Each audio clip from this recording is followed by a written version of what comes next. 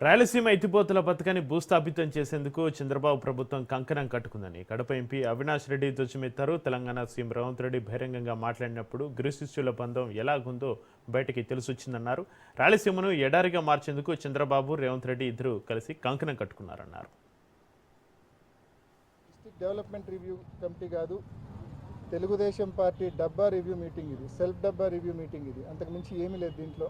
మేము ఈ డిఆర్సీలో ప్రధానంగా మేమందరం కూడా ఒకే మాటగా లేవనెత్తిన అంశము, గడిచిన కొన్ని రోజులుగా రాయలసీమ ఎత్తిపోతల పథకానికి సంబంధించి ఏదైతే పరిణామాలు జరుగుతూ ఉన్నాయో తెలంగాణ ముఖ్యమంత్రి గారు మాట్లాడిన తర్వాత తాను ఆంధ్రప్రదేశ్ ముఖ్యమంత్రిగా చంద్రబాబు నాయుడు గారు మేమిద్దరం క్లోజ్డ్ రూమ్లో కూర్చొని రాయలసీమ ఎత్తిపోతలకు పూర్తిగా సమాధి కట్టేసినాము, పూర్తిగా పనులు ఆపిచ్చేసినామని చెప్పి తెలంగాణ అసెంబ్లీ సాక్షిగా రేవంత్ రెడ్డి గారు ఏదైతే మరి స్పష్టం చేశారో ఆ మాట చెప్పినప్పటి నుంచి కూడా రైతుల్లో తీవ్రమైన అభద్రతాభావము ఆందోళన ఉన్నాయి. రైతుల అభద్రతాభావము, రైతుల ఆందోళనను డిఆర్సీ ద్వారా ప్రభుత్వం దృష్టికి తీసుకెళ్లేందుకే మేమందరం వచ్చాం. మరి ముఖ్యంగా ఈరోజు మాకు ఎటువంటి అసలు ఏ మాత్రం కూడా మా వాదన వినే పరిస్థితి కూడా అక్కడ కనిపించలేదు. ఈరోజు ప్రతి రైతులో కూడా ఆందోళన ఉంది.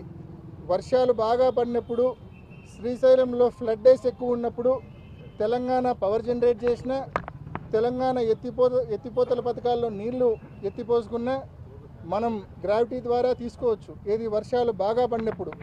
ఫ్లడ్ డేస్ దాదాపు 150-180 రోజులు ఫ్లడ్ డేస్ ఉన్నప్పుడు ఇది సాధ్యం. కానీ ఫ్లడ్ డేస్ తక్కువ ఉన్నప్పుడు మన పరిస్థితి చాలా ఘోరంగా ఉంటుంది. మన ప్రాంతానికి 111 టీఎంసీలు రావాలా.